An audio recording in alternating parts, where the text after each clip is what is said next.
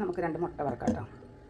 അതിലേക്ക് ആവശ്യമുള്ള സാധനങ്ങൾ 2 കുരുമുളക് മാത്രം, 5-6 കാന്താരി, ഇത്തിരി ഉള്ളി, 2 വേപ്പില, പിന്നെ ഇത്തിരി നമ്മുടെ മല്ലിയില. ഇത്രയും സാധനങ്ങളുണ്ട്. നമുക്കിതൊന്ന് ചതച്ചെടുക്കാം.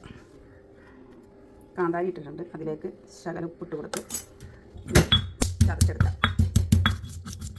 അതിലേക്ക് 2 കുരുമുളക്, വേപ്പില, ഇത് കൂടി ഒന്ന് ചതച്ചെടുക്കാം. നന്നായിട്ട് അരിഞ്ഞിട്ടുണ്ട്. അതിലേക്ക് ഉള്ളി ഇട്ട് കൊടുക്കാം. ഉള്ളി നന്നായിട്ടൊന്ന് ചതയണം കേട്ടോ. മുട്ട പാത്രത്തിലേക്ക് പൊട്ടിച്ചൊഴിച്ചിട്ടുണ്ട്. അതിലേക്ക് നമ്മൾ ചതച്ച് വെച്ച സാധനങ്ങളെല്ലാം ഇട്ട് കൊടുക്കാം. മല്ലിയില ഇട്ട് കൊടുക്കാം. ഒന്ന് ബീറ്റ് ചെയ്തെടുക്കാം കേട്ടോ. മുട്ട നന്നായിട്ട് ബീറ്റ് ചെയ്തെടുത്തിട്ടുണ്ട്. പാൻ അടപ്പത്ത് വെച്ചിട്ടുണ്ട്. ശകലം എണ്ണ ഒഴിക്കാം. മുട്ട അങ്ങോട്ട് തട്ടി കൊടുക്കാം.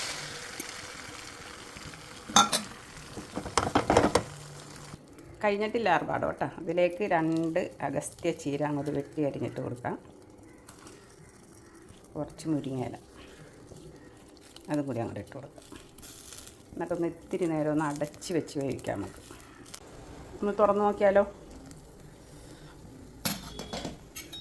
മറിച്ചിടാം. ഒന്ന് തിരിച്ചിട്ട് നോക്കാമല്ലോ. ഇത് പരിപോയിരുന്നു. അങ്ങനെയുണ്ട്. അടിപൊളി. ഈ ലഞ്ചിന് വേറെ ഒന്നും വേണ്ടല്ലോ, ഇത് മാത്രം കഴിച്ചാൽ പോരെ.